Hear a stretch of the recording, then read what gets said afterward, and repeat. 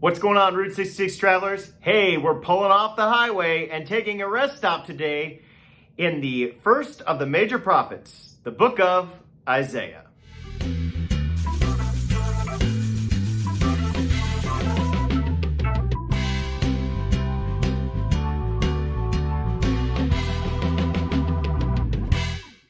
The book of Isaiah, like the miniature Bible, there's 66 chapters, just like there's 66 books in the Bible.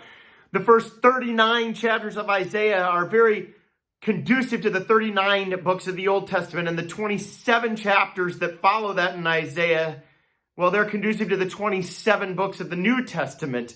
The first 39, the judgment on sin, that rebellion cannot go unpunished. But then the 27 chapters where hope abounds, that the Messiah will come and save and rule.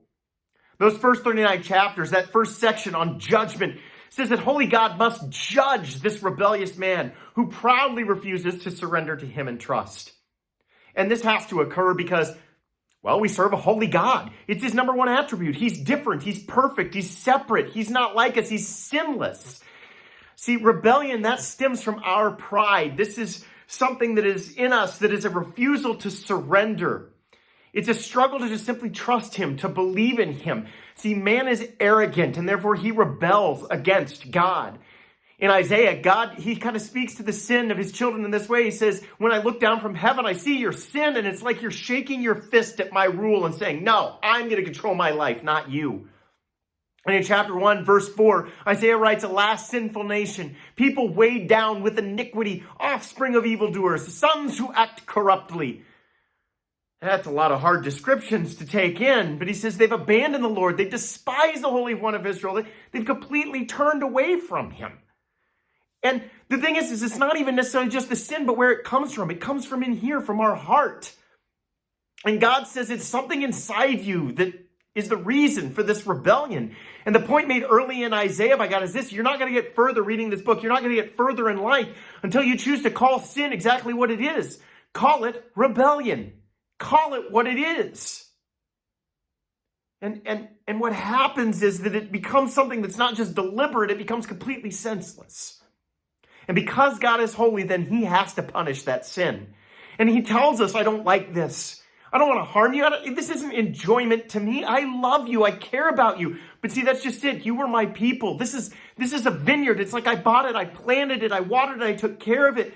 But it didn't produce the good fruit. Its yield ended up being completely worthless. I mean, what more could I have done for you at this point? I have no choice. There are consequences to the actions of sin, and punishment must come down. But in that judgment, we complete a cycle and come to that second half of the book where hope abounds. After judgment, holy God will save rebels who, one, lay aside their pride, and two, surrender to him in that trust. We know that God will deliver rebels from their sin by sending his servant Messiah to die in their place. Oh, this is the greatest prophecy maybe ever put down. And Isaiah did it, and he did it 700 years before it happened. Not only that, the language that he uses, it's like he's speaking as if he was one of the Jews there that put Jesus on the cross, that watched the resurrection, that ended up turning around 180 degrees and believing and becoming a follower of the Christian way. In Isaiah 55, he says, he was pierced for our transgressions. He was crushed for our iniquities. The punishment that brought us peace, was on him. And by his wounds we are healed. He describes that idea of substitution, the very heart of the gospel message. And it was necessary, difficult but necessary, because we had to have that perfect sacrifice. Because a rebel for rebels, that wasn't going to cut it. Even greater, though, is that it doesn't end there. We also know that God will deliver his people from their enemies by bringing his glorious reign of peace on the earth. That is the hope that we hold to that is still yet to come. In Isaiah 65, it says, for I will create a new heaven and a new earth. I will create a Jerusalem to be a joy and its people to be a delight. The sound of weeping and crying will no longer be heard in her. All of that pain, all that judgment, all of that, it's going away. Hope is going to abound. God will be victorious. See, Isaiah is kind of like that ball diamond. You may be standing on first, sitting in that sin. Or maybe you're rerounded and headed to second, and on second base, you're dealing with the judgment of what comes with the bad decisions that you've made. Maybe you've made it all the way to third. You've accepted Jesus. You have that relationship and you've received salvation over that. Maybe you're even at a point in that relationship where you're rounding third and you're looking down. We're not there yet. The glory is yet to be revealed, but we're longing for it in relationship with Jesus. Here's the encouragement. Move off of first. Let Jesus take care of second.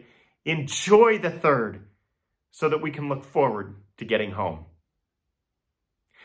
Keep on studying. Keep memorizing those scriptures. Work with your groups, with your family, individually. Be diligent into God's word in this time. Make sure you do take the time to read through the entire book of Isaiah and feast on all of the glory of God that is in it. We'll see you next week as we step back on the highway with the next prophetic book. Join me as we take a trip into Jeremiah. Until then, happy studying.